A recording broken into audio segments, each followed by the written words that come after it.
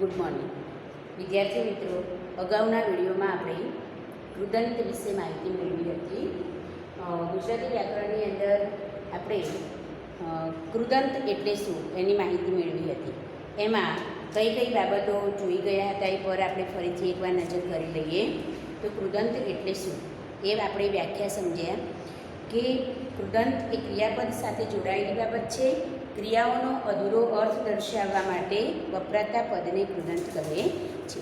પછી એ પણ જોયું હતું કે કૃદંત અને ક્રિયાપદ બંનેને આપણે વાક્યમાંથી ઓળખશું કેવી રીતે. તો એમાં મેં તમને સમજાવ્યું હતું કે ક્રિયાપદ છે એ વાક્યને અંતે મુકાય છે, જ્યારે કૃદંત છે એ વાક્યની વચ્ચે કે ગમે ત્યાં કોઈ પણ વિશેષણ તરીકે વપરાયું હોય, સંજ્ઞા તરીકે વપરાયું હોય, ક્રિયા વિશેષણ તરીકે વપરાયેલું પદ હોય એ કૃદંત હોઈ શકે.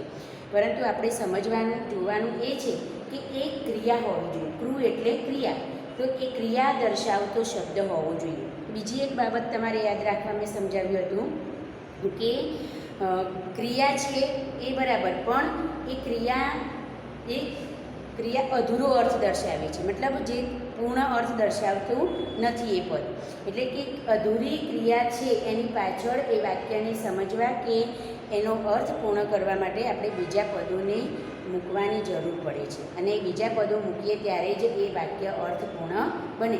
એટલે કે વાક્યનો અધૂરો અર્થ દર્શાવતું પદ એવું પણ આપણે કહી શકીએ. જ્યારે ક્રિયાઓનો અધૂરો અર્થ દર્શાવવા માટે વપરાતા પદને કૃદંત કહે છે. અહીંયા આપણે કૃદંતના 3 પ્રકાર જોયા હતા: વર્તમાન કૃદંત, ભૂત કૃદંત અને ભવિષ્ય કૃદંત. એમાં આપણે એના પ્રત્યયો કયા છે અને કેવી રીતે આપણે એને વાક્યમાં વપરાતું કૃદંત કયું છે એ ઓળખવું, એની મેં તમને સમજ આપી હતી ઉદાહરણ સહિત. તો વર્તમાન કૃદંતની અંદર ત પ્રત્યય છે. ત પ્રત્યયમાં લિંગ વચન પ્રમાણે એમાં તો, તી, તું અને તા એમ એના રૂપો બદલાતા હોય છે. પછી ભૂત કૃદંત હતું. ભૂત કૃદંતની અંદર આપણે 2 પ્રત્યય જોયા હતા કે ય અને એલ. એમાં યનું યુ, યા, યો અને ઈ. એ પ્રમાણે એલ પ્રત્યયમાં ઓલી, ઓલો, એલી અને ઓલી, એલા. આમ એના રૂપ લિંગ વચન પ્રમાણે એમ કે બદલાય એના પ્રત્યય જોયા હતા. અને ત્યાર પછી ભવિષ્ય કૃદંત જોયું હતું. ભવિષ્ય કૃદંતની અંદર ભવિષ્યનું સૂચન કરનાર એના પ્રત્યયો હતા નાર અને વાન. તો વાન, નારી, નારું, નારો અને નારું. વાનો, વાની, વાનું અને વાનું, આ એના પ્રત્યય હતા. આ પ્રમાણે આપણે 3 કૃદંત વિશે માહિતી મેળવી હતી અને સાથે સાથે એના ઉદાહરણ પણ જોયા હતા. આજના વિડીયોમાં હવે આપણે એનો 4થો પ્રકાર જોઈશું, વિદ્યાર્થી કૃદંત.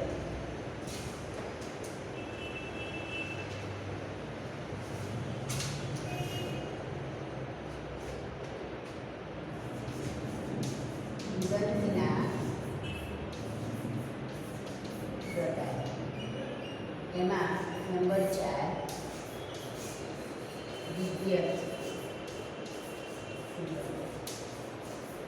વિદ્યાર્થી કૃદંતમાં એના જે પ્રત્યયો છે, આ કૃદંતને સામાન્ય કૃદંત તરીકે પણ ઓળખવામાં આવે છે. સામાન્ય કૃદંત પણ કહે છે. એને કાળ અને લિંગ સાથે કે વચન સાથે એનો કોઈ સંબંધ નથી, પરંતુ એ માત્ર શું દર્શાવે છે? વિધિનો અર્થ દર્શાવે છે. એને કાળ સાથે કે વચન સાથે કોઈ સંબંધ નથી, પણ એ માત્ર વિધિનો અર્થ દર્શાવે છે અથવા તો સૂચવે છે. એને સામાન્ય કૃદંત પણ કહે છે. અને ક્રિયાપદ તરીકે વિધિનો અર્થ દર્શાવે ત્યારે એને વો, વી અને વુ પ્રત્યય લાગે છે. વો, વી અને વુ પ્રત્યય લાગે છે.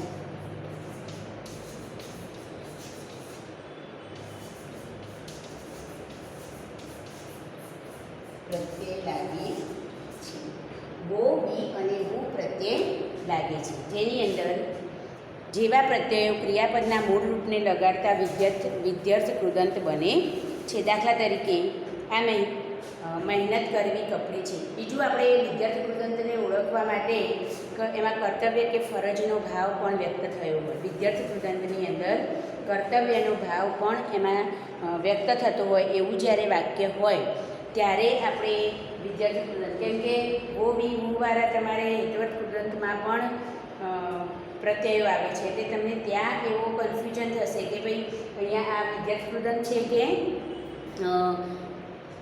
હેતવર્ત કૃદંત છે. પરંતુ તમારે એ વાક્યને પહેલાં સમજવાનું. જો વાક્ય ફરજ કે કર્તવ્યનો ભાવ દર્શાવતું હોય તો વિદ્યાર્થી કૃદંત આવશે, અને જો વાક્યમાં હેતુ દર્શાવાયો હોય, તમે જે ક્રિયા કરી રહ્યા છો એનો હેતુ દર્શાવાયો હોય તો તમારે ત્યાં હેતવર્ત કૃદંત આવશે. એટલે આ બે બાબતોને તમારે ખાસ ધ્યાન રાખવાની. અહીંયા આપણે કેટલાક ઉદાહરણ જોઈએ તો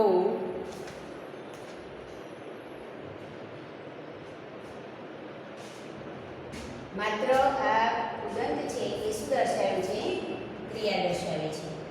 કાળ સાથે એને કોઈ સંબંધ નથી. આ કૃદંત ક્રિયા દર્શાવે છે, કાળ સાથે એનો કોઈ સંબંધ નથી.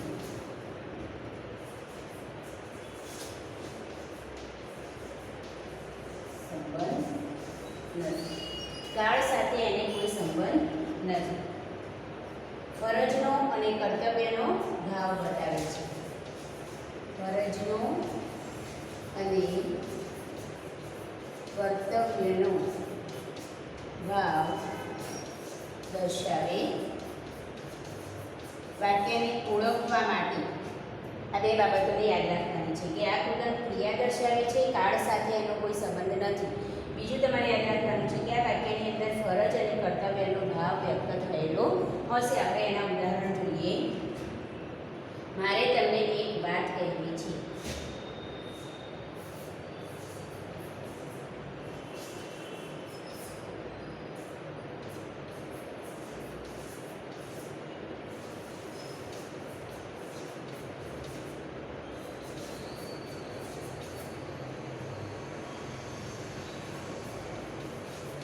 મારે તમને એક વાત કહેવી હતી. બીજું છે તમારે દવા પીવી પડશે. તમારે દવા પીવી પડશે. બીજું વાક્ય હતું આપે મારામાં વિશ્વાસ રાખવો ન જોઈએ. આપે મારામાં વિશ્વાસ રાખવો ન જોઈએ.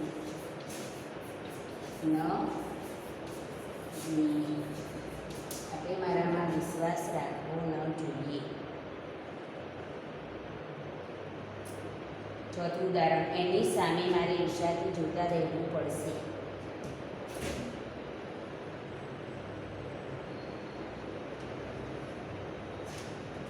એની સામે મારે ઈર્ષાથી જોતા રહેવું પડશે. એની સામે મારે ઈર્ષાથી જોતા રહેવું પડશે. બીજું ઉદાહરણ છે બધી વાતો જાણવી મને યોગ્ય લાગે. બધી વાતો જાણવી મને યોગ્ય લાગે. હવે અહીંયા અગાઉ આપણે 3 પ્રકાર એના જોઈ ગયા, વર્તમાન, ભૂત અને ભવિષ્ય કૃદંત. તો એમાં આપણે જેવી રીતે પ્રત્યયને આધારે વાક્યમાંથી કૃદંત શોધતા હતા એવી જ રીતે આમાં પણ આપણને પ્રત્યયો આપેલા છે. વો, વી અને વુ. આ 3 પ્રત્યયોને આપણે ધ્યાનમાં રાખીને વાક્યમાંથી એક તો ક્રિયા દર્શાવતો શબ્દ હોવો જોઈએ ને આ પ્રત્યય લાગેલો હોવો જોઈએ, એટલું ધ્યાન રાખવાનું છે. તો અહીંયા મારે તમને એક વાત કહેવી છે.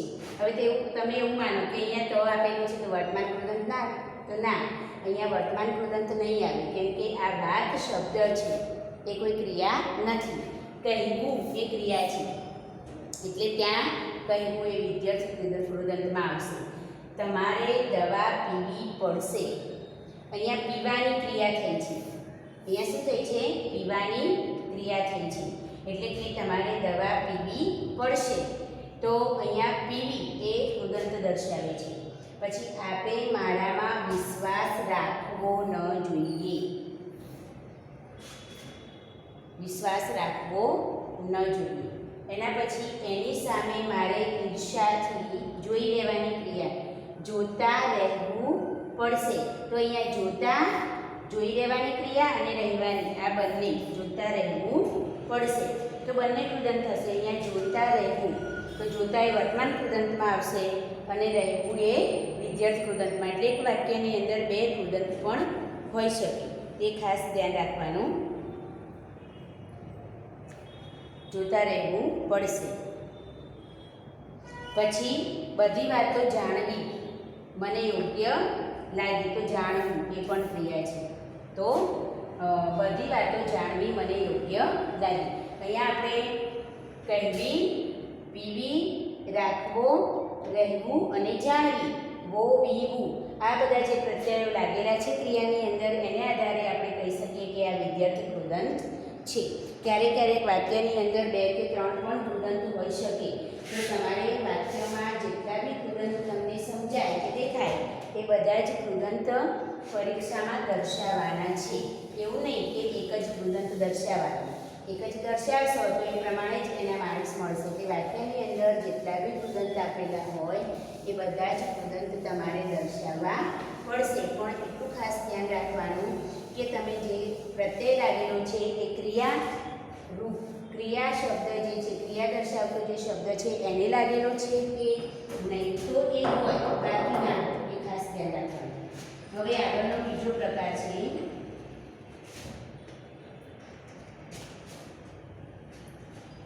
વિધ્યર્થ પછી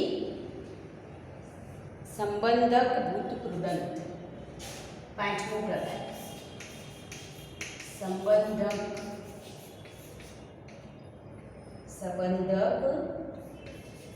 ભૂત કૃદંત. અહીંયા શબ્દ સંબંધક શબ્દ છે, એના પરથી તમે એવું કહી શકો કે સંબંધ દર્શાવે છે. વાક્યની અંદર એક પદ બીજા પદ સાથે શું દર્શાવતું હોય? સંબંધ. અહીંયા એક ક્રિયા બીજી ક્રિયા સાથે સંબંધ દર્શાવે છે. જે છેલ્લી ક્રિયા છે એ એની આધારિત એની સાથે સંબંધ ધરાવતી આગળની ક્રિયા અહીંયા દર્શાવવામાં આવે છે. જેનો પ્રત્યય છે ઈ કે ઈને. મુખ્ય ક્રિયાની પૂર્વની ક્રિયા આ કૃદંત દર્શાવે છે. મુખ્ય ક્રિયાની પૂર્વની એટલે કે પહેલા થઈ ગયેલી, મુખ્ય ક્રિયાની પૂર્વની ક્રિયા આ કૃદંત દર્શાવે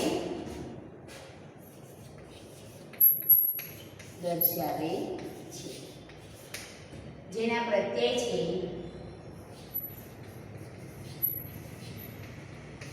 ઈ કે ઈને. ઈ કે ઈને એના પ્રત્યય છે. ઈ કે ઈને એના પ્રત્યય છે. મુખ્ય ક્રિયાની પૂર્વની ક્રિયા આ કૃદંત દર્શાવે છે.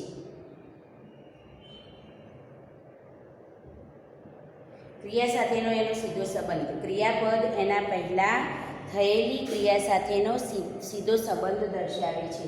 ક્રિયાપદ એના પહેલા થયેલી ક્રિયા સાથે, ક્રિયાપદ એના પહેલા થયેલી ક્રિયા સાથે સીધો સંબંધ દર્શાવે તેને સંબંધક ભૂત કૃદંત કહે છે.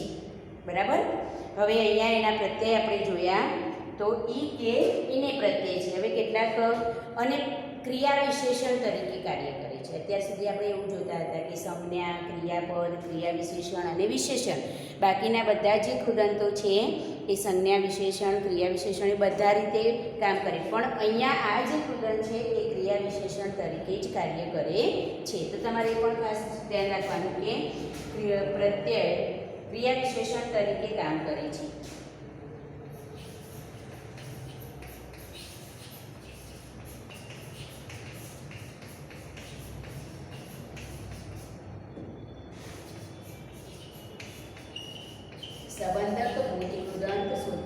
વખતે તમારે ખાસ ધ્યાન રાખવાનું કે એ જે ક્રિયા છે ક્રિયાપદ સાથે એટલે કે ક્રિયાપદની પહેલાંની ક્રિયા સાથે એનો સંબંધ હોય છે, સાથે એ ક્રિયા વિશેષણ તરીકે વપરાયેલું હોય છે.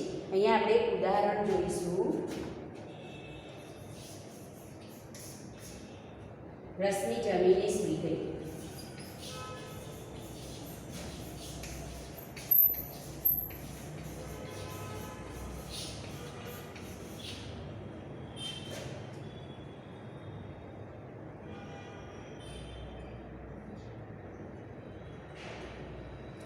પ્રિયા સ્કૂલમાં ચાલીને ગઈ. પ્રિયા સ્કૂલમાં ચાલીને ગઈ. ત્રીજું ઉદાહરણ છે, તેણે જાણી જોઈને મને ખાડામાં નાખ્યો. તેણે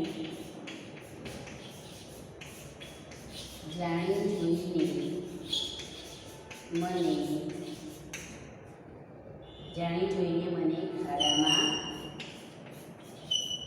નાખ્યો. તેણે જાણી જોઈને મને ખાડામાં નાખ્યો. ચોથી પેઢીને પરણેલી જોઈ મળું.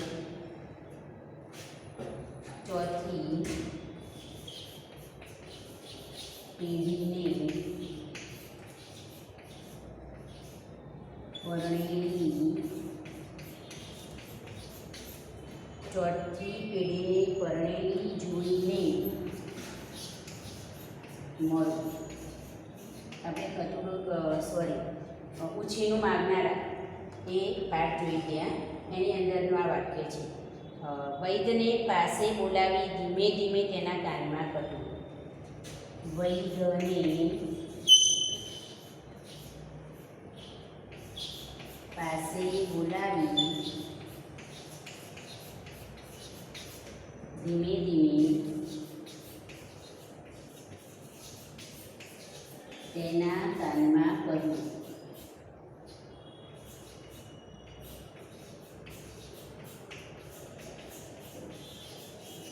વ્યાખ્યા સમજો અને પછી આમાંથી તમારે શોધવાનું છે સંબંધક ભૂતકૃદંત. મુખ્ય ક્રિયાની પૂર્વ ક્રિયાની ક્રિયા આ કૃદંત દર્શાવે છે. એટલે કે મુખ્ય ક્રિયાની પૂર્વની ક્રિયા દર્શાવે છે. ક્રિયાપદનો એના પહેલાં થઈ ગયેલી ક્રિયા સાથે સીધો સંબંધ છે. ક્રિયાપદનો એના પહેલાં થઈ ગયેલી ક્રિયા સાથે સીધો સંબંધ છે. અહીંયા ક્રિયાપદ સૂઈ ગઈ છે. ક્રિયાપદ શું છે? સૂઈ ગઈ. તો એના પહેલાં થઈ ગયેલી ક્રિયા કઈ છે? સૂવા પહેલાં તો જમવાની. કઈ ક્રિયા છે? જમવાની. તો રશ્મિ જમીને સૂઈ ગઈ. તો આ સંબંધક ભૂતકૃદંત બનશે. ક્રિયાપદની પહેલાં થઈ ગયેલી ક્રિયાનો સીધો સંબંધ. બરાબર. પછી પ્રિયા સ્કૂલમાં ચાલીને ગઈ. બરાબર. તો અહીંયા ગઈ એટલે ગઈ, જવું. અને એના પહેલાં થઈ ગયેલી ક્રિયા કેવી રીતે ગઈ? તો ચાલીને. એવું પણ આપણે કહી શકીએ ને કે રશ્મિ સૂઈ ગઈ, પણ સૂવાની જે ક્રિયા છે પણ એના પહેલાંની ક્રિયા શું છે? જમીને. એટલે એ ક્રિયા વિશેષણ તરીકે પણ આપણે વપરાય છે. પછી પ્રિયા સ્કૂલમાં ચાલીને ગઈ. તો ચાલીને એ જવાની ક્રિયા સ્કૂલમાં ગઈ, પણ કેવી રીતે ગઈ? તો કે ચાલીને. તો અહીંયા પણ આ જે ક્રિયા છે એની અંદર એને જવા પહેલાંની ક્રિયા, બસમાં ગઈ, ગાડીમાં ગઈ, શેમાં ગઈ? તો એ ચાલીને ગઈ. એટલે એ એનો સીધો સંબંધ દર્શાવે છે. એટલે ચાલીને આપણો પ્રત્યય પણ અહીંયા ઈને લાગેલું છે, અહીંયા પણ ઈને લાગેલો છે. ત્યાર પછી ત્રીજું ઉદાહરણ છે, તેણે જાણી જોઈને મને ખાડામાં નાખ્યું. તો અહીંયા ક્રિયાપદ પાછળ શું છે? બીજી ક્રિયા કે ખાડામાં નાખવાનું. ખાડામાં નાખવાનું. તેણે મને ખાડામાં નાખ્યું કહીએ તો પણ વાક્ય તો આપણને અર્થપૂર્ણ લાગે. પણ જાણી જોઈને એ મને ખાડામાં નાખવા ઈચ્છતો જ હતો. એટલે જાણી જોઈ. અહીંયા પણ આપણા પ્રત્યય પ્રમાણે જાણી એટલે કે ઈ અને ઈને બંને પ્રત્યય લાગેલા છે. એટલે કે તેણે જાણી જોઈને મને ખાડામાં નાખ્યો. એટલે આ શું છે? સંબંધક ભૂતકૃદંત છે. પછી અહીંયા જો ચોથી પેઢીને પરણેલી જોઈને મળું. અહીંયા મળવાની ક્રિયા છે. ક્રિયાપદ તરીકે વપરાય છે. અહીંયા શું જોવાની ઈચ્છા છે એમને? ચોથી પેઢીને પરણેલી. આ પણ ક્રિયા છે અને આ પણ ક્રિયા છે, બંને ક્રિયા છે. તો પરણેલી યાદ કરવું પડશે તમારે કે આવું ક્યાં આવતું હતું? એલી પ્રત્યે શેમાં આવતું? તો અહીંયા બે કૃદંત છે. એક તો જોઈને એટલે કે ઈને પ્રત્યે લાગ્યો એટલે સંબંધક કૃદંત, અને એલી પ્રત્યે લાગ્યો એટલે ભૂત કૃદંત. એટલે અહીંયા તમારે પરણેલી અને જોઈને બંને કૃદંત દર્શાવે છે. એના પછી વૈદ્યને પાસે બોલાવી ધીમે ધીમે તેમના કાનમાં કહ્યું. તો અહીંયા બોલાવવાની ક્રિયા છે, બરાબર. વૈદ્યને પાસે બોલાવી ધીમે ધીમે તેના કાનમાં કહ્યું. તો અહીંયા બોલાવી. આ રીતે તમારે ક્રિયાપદની પૂર્વ થઈ ગયેલી ક્રિયાપદ સાથે એનો સીધો સંબંધ દર્શાવે છે. એ સંબંધક કૃદંત છે. અહીંયા જમીને ઈ કે ઈને એનો પ્રત્યય લાગે છે, જેમાં ઈને અને અહીંયા પણ જોડો ઈ અને ઈને પ્રત્યય લાગેલો છે. અહીંયા પણ ઈને અને અહીંયા બોલાવીને, અહીંયા સોરી વૈદ્યને પાસે બોલાવીને, બરાબર. વૈદ્યને પાસે બોલાવીને ધીમેથી તેના કાનમાં કહ્યું. હવે આ પ્રમાણે આપણે એના 5 પ્રકાર જોયા. હવે એક પ્રકાર બાકી છે, છઠ્ઠો હેત્વર્થ કૃદંત. હેત્વર્થ કૃદંત.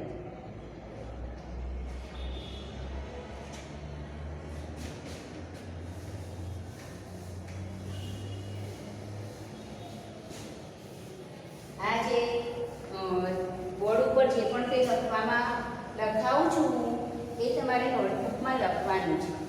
કેમ કે લખશો તો જ તમે એને ફરી વાંચી શકશો. વારે વારે તમે કંઈ વિડીયો જોવા બેસવાના નથી, બરાબર. એટલે આ બધું જ તમારે બોર્ડમાં લખેલું નોંધ કરવાની છે તમારી નોટબુકમાં, અને જ્યારે તૈયાર કરવું હોય ત્યારે પછી તમે એને આસાનીથી કરી શકો, બરાબર. અહીંયા આપણે એનો છઠ્ઠો પ્રકાર જોઈશું, હેત્વર્થ કૃદંત. હેત્વર્થ કૃદંત. હેતુ કે પ્રયોજન દર્શાવે છે. હેતુ કે પ્રયોજન. હેતુ કે પ્રયોજન દર્શાવે છે. એમાં વા કે વાને પ્રત્યય લાગે છે.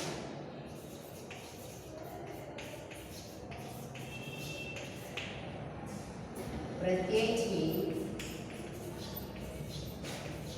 વા કે વાને. વા કે વાને પ્રત્યય લાગે છે.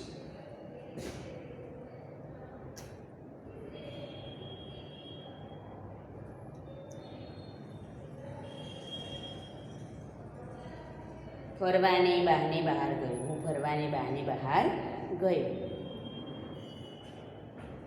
અહીંયા જુઓ, ઉદાહરણ આપણે સમજીશું. હેતુ કે પ્રયોજન. તમે જે પણ ક્રિયા કરી રહ્યા છો એ ક્રિયાનું પ્રયોજન શું છે? તમે જે પણ ક્રિયા કરી રહ્યા છો એનો હેતુ શું છે એ આપણને એ શબ્દમાં સમજાતું હોય, બરાબર. અહીંયા એનો પ્રત્યય છે વા કે વાન.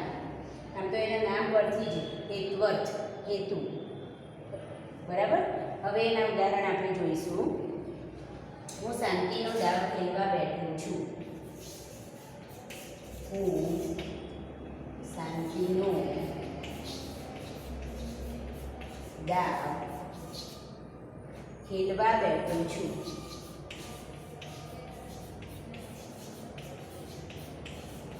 હું શાંતિનો દાવ ખેલવા બેઠો છું.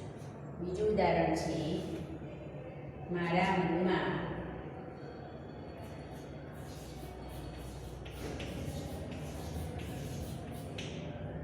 કૂદી કૂદીને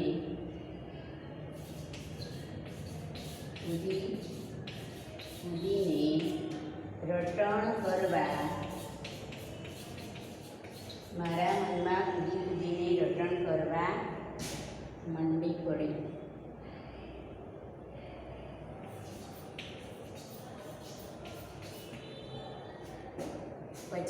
ઉદાહરણ છે, વિદ્યાર્થીઓ રમત રમવા મેદાનમાં જાય છે. વિદ્યાર્થીઓ રમત રમવા મેદાનમાં જાય છે. ચોથું ઉદાહરણ છે, કીકો ઊભો થયો ને રડવા લાગ્યો. કીકો ઊભો થયો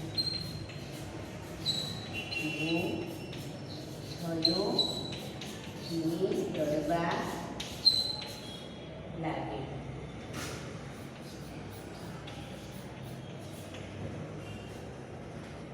પાંચમું ઉદાહરણ છે, ટાઈમ ટેબલ પ્રમાણે ચાલવાને હું બંધાયેલો છું. ટાઈમ ટેબલ પ્રમાણે ચાલવાને હું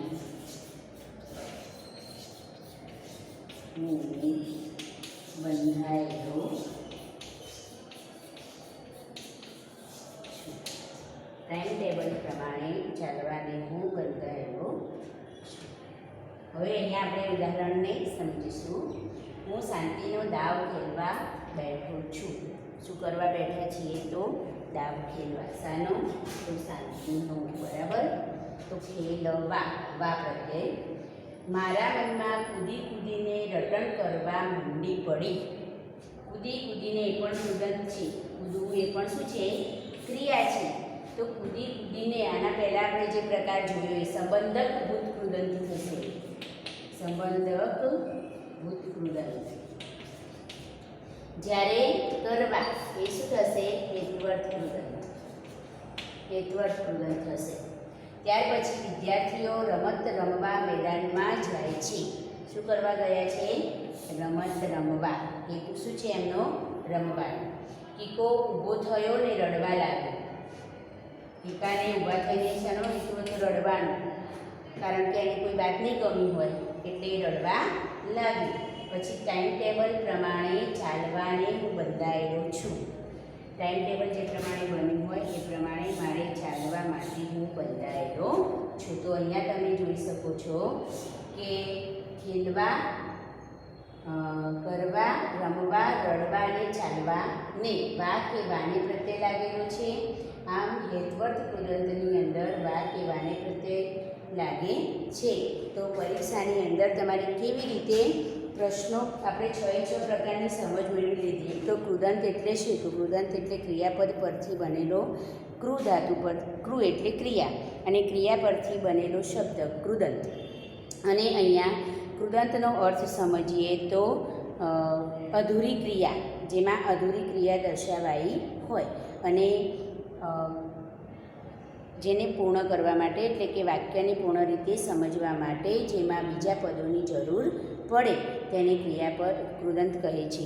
એટલે કે અહીંયા કૃદંતની આપણે સમજ મેળવી, એના 5-6 પ્રકારની સમજ મેળવી. ફરી આપણે એને યાદ કરી લઈએ તો કૃદંતના કુલ 6 પ્રકાર છે. એમાં વર્તમાન કૃદંત, એમાં વર્તમાન કૃદંતની અંદર ત પ્રત્યય લાગે છે, જ્યારે ભૂત કૃદંત અને ભૂત કૃદંતની અંદર ય અને એલ પ્રત્યય લાગે છે. ભવિષ્ય કૃદંતની અંદર વાને અને નાર પ્રત્યય, વાન અને નાર પ્રત્યય લાગે છે. ત્યાર પછી આપણે વિદ્યાર્થ કૃદંત, તો એમાં વો વી વુ પ્રત્યય લાગે છે. એના પછી આવશે સંબંધક ભૂત કૃદંત, તો સંબંધક ભૂત કૃદંતની અંદર ઈ કે એને પ્રત્યય લાગે છે. અને છેલ્લે આપણે જોયો હેત્વર્થ કૃદંત, તો હેત્વર્થ કૃદંતની અંદર વા કે વાને પ્રત્યય લાગે છે. આમ તમારે કૃદંતની વ્યાખ્યા પરીક્ષામાં નથી પૂછાતી, પણ કૃદંત શું છે એ સમજવું જરૂરી છે. તો ક્રિયાપદ દર્શાવતું પદ છે, પરંતુ એ ક્રિયા કેવી હોય? અધૂરી, પૂર્ણ થયેલી હોય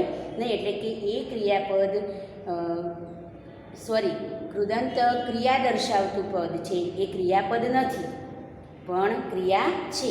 આ વાતને આપણે ખાસ ધ્યાન રાખવાની. ક્રિયાપદ વાક્યને અંતે મુકાય છે, જ્યારે કૃદંત વાક્યને અંતે હોતું નથી. એ વાક્યનો અધૂરો અર્થ વ્યક્ત કરે છે, જેને પૂર્ણ કરવા માટે આપણે બીજા શબ્દોની જરૂર પડે છે. પછી બીજું આપણે એના દરેક પ્રત્યયો યાદ રાખી લઈશું. તો પરીક્ષામાં આપણે 3 પ્રકારના પ્રશ્નો પૂછાય.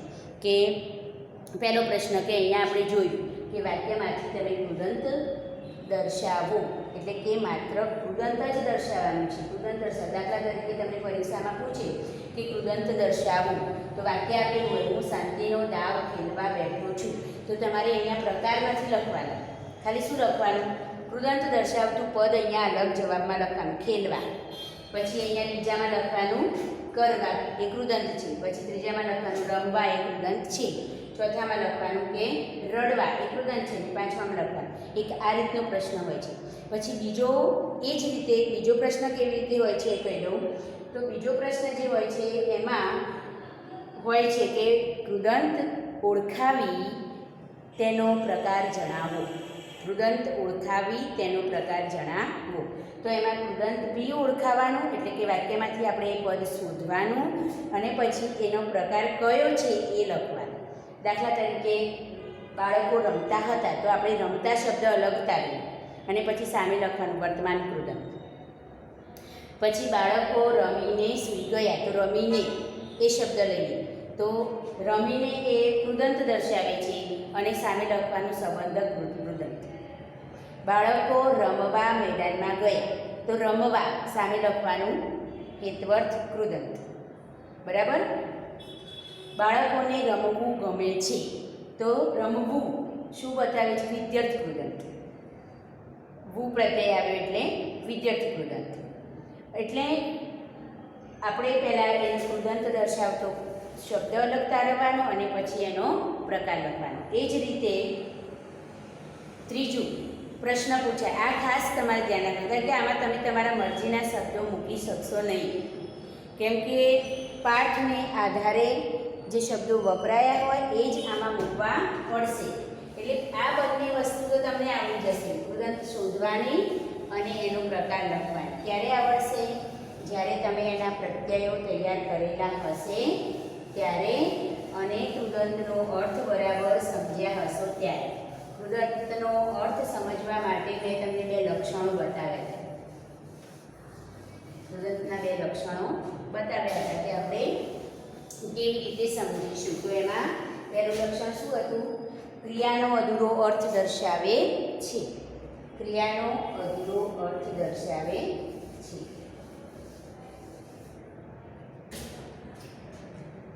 અને બીજું લક્ષણ ક્રિયાપદથી બનેલો શબ્દ અધૂરો અર્થ દર્શાવે છે અને એ ક્રિયાપદ નથી, એટલે કે વાક્યને અંતે મુકાતું નથી. હવે હું કેટલાક તમને ઉદાહરણ લખાવું, એટલે કે સમજાવું કે પરીક્ષામાં તમારે કેવી રીતે ખાલી જગ્યાઓ પૂરવાની થશે.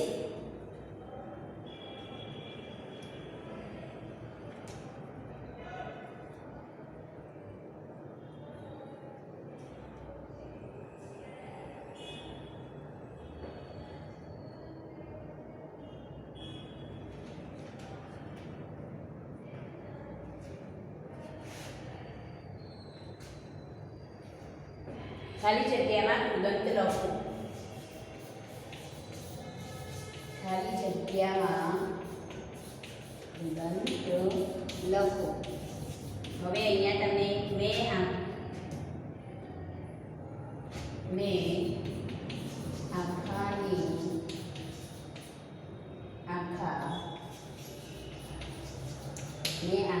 આખા સામ્રાજ્યો ખાલી જગ્યા લીધા છે. આવી રીતે તમારી પરીક્ષામાં પ્રશ્ન હશે. પછી એ નિદ્રામાં ખાલી જગ્યા હતો. એ નિદ્રામાં ખાલી જગ્યા હતો. પછી ત્રીજું, તે પહેલાં મારે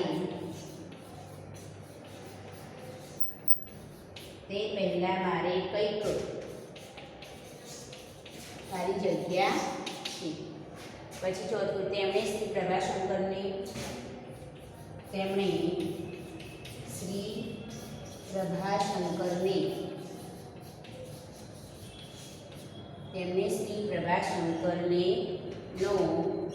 પ્રભાશંકરનો તાર ખાલી જગ્યા મહારાજને કહ્યું. તેમણે શ્રી પ્રભાશંકરનો તાર ખાલી જગ્યા મહારાજને કહ્યું. એના હાથ પર ઝાપટ ખાલી જગ્યા કહ્યું.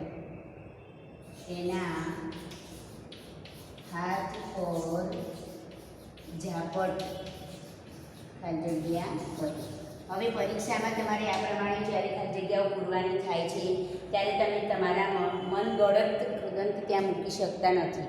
પાઠ્યપુસ્તકને આધારે પાઠમાં જે વપરાયા હોય એ જ શબ્દો અહીંયા મૂકવા પડે. તો આ માટે તમારે શું કરવું પડે, તો જ્યારે જ્યારે બી પાઠ ચાલતો હોય છે ત્યારે દરેકે દરેક શબ્દો ઉપર આપણે ખાસ ધ્યાન રાખીએ તો કદાચ આપણને એ ઘટના વિશે યાદ હોય તો આ ખાલી જગ્યાઓ આપણે આસાનીથી એમ કે પૂરી શકીએ. મેં આખાને આખા સામ્રાજ્યો જીતી લીધા છે. જીતી લીધા છે એ પ્રત્યેવાળું કૃદંતાનું સંબંધક. પછી એ નિંદ્રામાં ખાલી જગ્યા હતો તો ડૂબેલો. એ નિંદ્રામાં ડૂબેલો હતો. પછી તે પહેલાં મારે કંઈક તો કહેવું છે. ત્યાર પછી તેમણે શ્રી પ્રભાશંકરનો તાર વાંચી મહારાજને કહેલું. એના પછી એના હાથ પર ઝાપટ મારીને કહ્યું.